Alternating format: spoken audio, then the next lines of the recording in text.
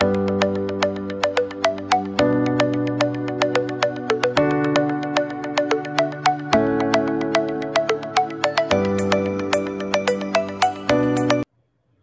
right, welcome everyone. Our next big idea talk is presented by Elizabeth Bonker, a student at Rollins College.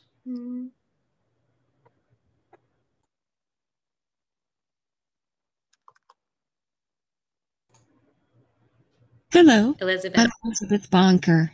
I am a junior in the honors program at Rollins College in Winter Park, Florida, majoring in social innovation. You are hearing a computer speak my words, because I type to communicate. Winter Park was first inhabited by the Miccosukee people, who were forced by the federal government to migrate north along the Trail of Tears. We acknowledge their suffering and resilience. I would like to recognize Ashoka's courage in asking me, someone who cannot speak, to give a talk. I hear they like taking risks. I am affected by autism and type to communicate. The same dysfunction of my motor system that prevents me from tying my shoes, or buttoning a shirt, prevents me from writing with a pen, or moving my mouth to speak to you. Please don't think that I haven't tried to button my shirt or speak. I've had thousands of hours of occupational and speech therapy. But there is a problem with my neuromotor system. Elizabeth Vossler is a speech therapist, who is also a professor at George Washington University. Her nonprofit, the International Association for Spelling as Communication, supports practitioners all over the world who teach non-speaking students to type. Traditionally looking at it, we had a cognitive approach first, that there was an intellectual disability in people with autism. Then it's sort of switched into, well, there's a behavioral component to it, and there's avoidance or lack of motivation or lack of caring to do well, so we have to appeal at a behavioral level. But it's not an issue of I don't understand. It's not an issue of I don't want to. It's an issue of I can't make my body do it. Keep going. Regardless, you're working hard. So that's why a lot of these guys are not given credit for being as smart as they are.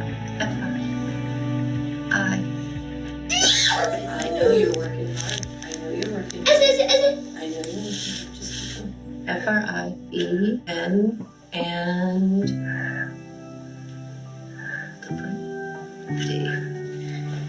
Because my body is not my friend. So, what's my big idea? Communication for all. All non-speaking people with autism deserve to have a voice, to communicate. And we will start with students because we can get to them more easily through our schools.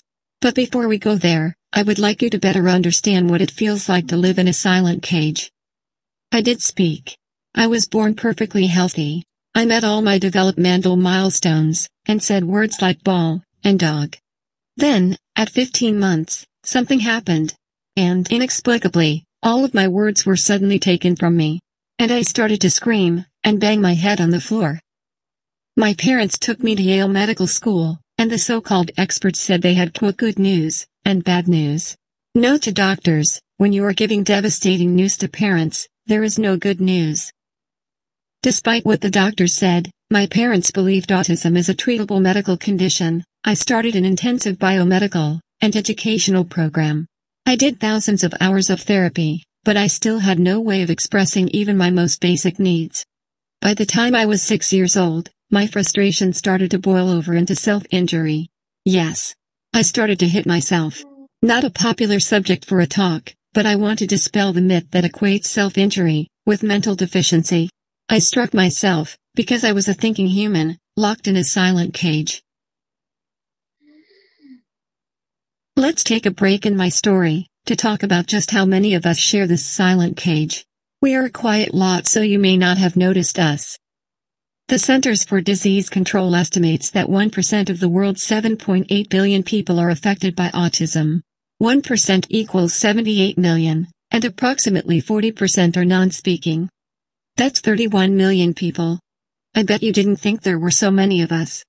Now let's focus on children. Autism in the United States has risen exponentially. In 1970, 1 in 10,000 children had autism.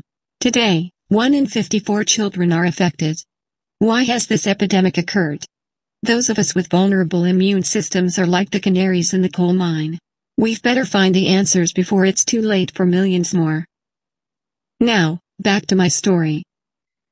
My life in a silent cage finally ended when my mother found my Annie Sullivan, thanks to 60 Minutes. Yes, that's 60 Minutes. A woman named Soma Mukhopadhyay, in Austin, Texas, had taught her own non-speaking son to communicate by pointing to letters. We were on the next flight to Texas. I was 5 years old. So, what am I desperate to tell you? I am not special. Of course, my parents think I'm special, but my ability to type can be learned by every non-speaking person with autism. To back up my claim, I would like to introduce you to some others who type to communicate. We call ourselves typers. Meet Dan. He learned to type when he was 12 years old, and recently, the New York Metropolitan Museum of Art made a video about how art helped unlock his autism.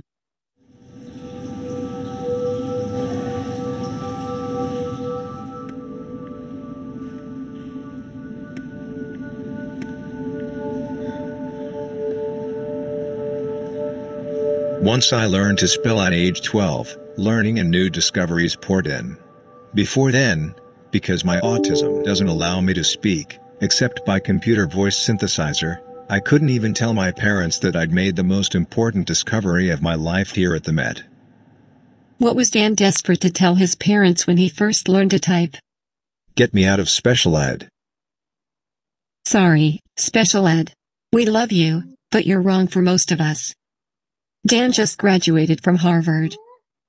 Meet Anshil. He started to type only a year ago at 19.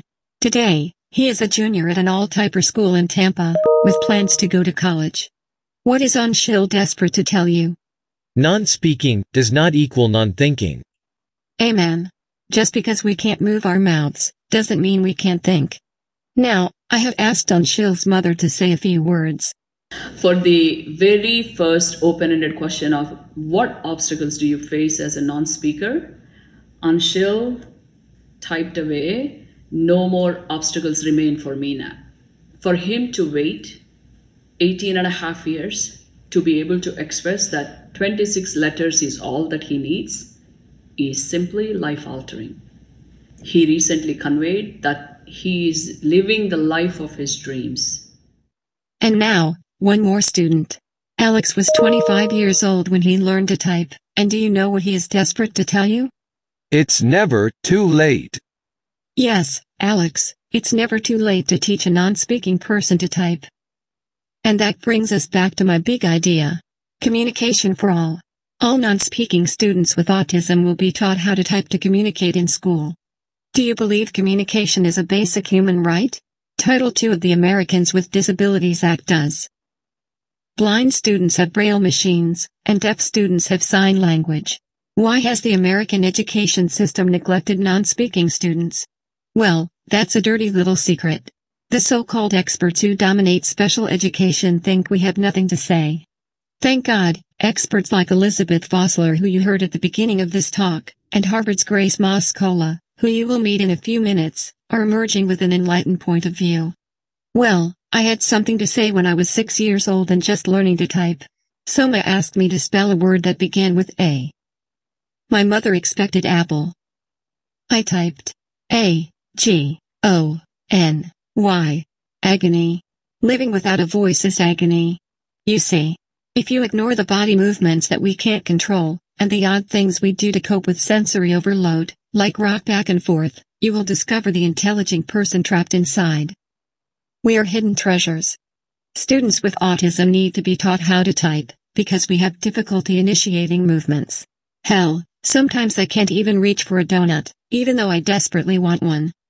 My big idea, communication for all, is quite simple, but, like all social change, it will take a strong and dedicated coalition. We need political, educational, and scientific changemakers to make this big idea a reality. Now, I would like to introduce you to another leading changemaker, Grace Moscola, the Director of Accessible Education at Harvard, to say a few words. Hello, and thank you for including me in this talk. For many autistic people, college is never even an option that they or their families have considered. Non-speaking students must prove themselves over and over again in ways that their non-disabled peers have never had to. Even disability services offices like mine are not always familiar with or supportive of accommodations that make course participation possible. There are attitudes and biases to overcome, questioning the authenticity of independent work, writing papers, doing research, or answering test questions. However, throughout my career, the feedback from faculty has been overwhelmingly positive, centered around the creativity and critical thinking that these students express in their work.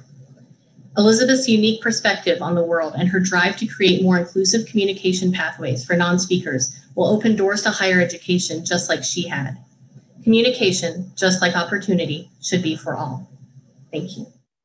Groundbreaking research such as this eye-tracking study from the University of Virginia validates the agency and authenticity of non-speakers who type to communicate. My life has been transformed by education. I am so grateful for my courageous aide, Terry, and for the elementary school teachers who believed in me. They are heroes in an education system that often writes off non-speaking students. These days, I have special friends like Virginia, who have made the extra effort to get to know me. I am part of a community that supports my mission. Thank you, Rollins, for producing changemakers like Mr. Rogers, who lived our motto, life is for service. With communication and education, we can transform the lives of millions of non-speaking students. And you will be amazed by the gifts non-speakers have to give to the world. Gifts of music, and poetry, humor, and love. The typers you have met today are the tip of a proverbial iceberg. Are we going to allow all of the rest of the 31 million non-speakers to melt away, or are we going to lift our voices and demand communication for all? Who knows? Maybe someone whose voice is silent today has the solution for global warming that could save real icebergs and the planet. I am one of the lucky few who have been taught to type. I am calling on you today to help me change that, to give millions of other non-speaking students a voice and a future transformed from hopeless to hopeful. Please join me in changing the way the world sees people with non-speaking autism. Let's make this big idea a reality. Communication for all. Thank you for hearing my voice.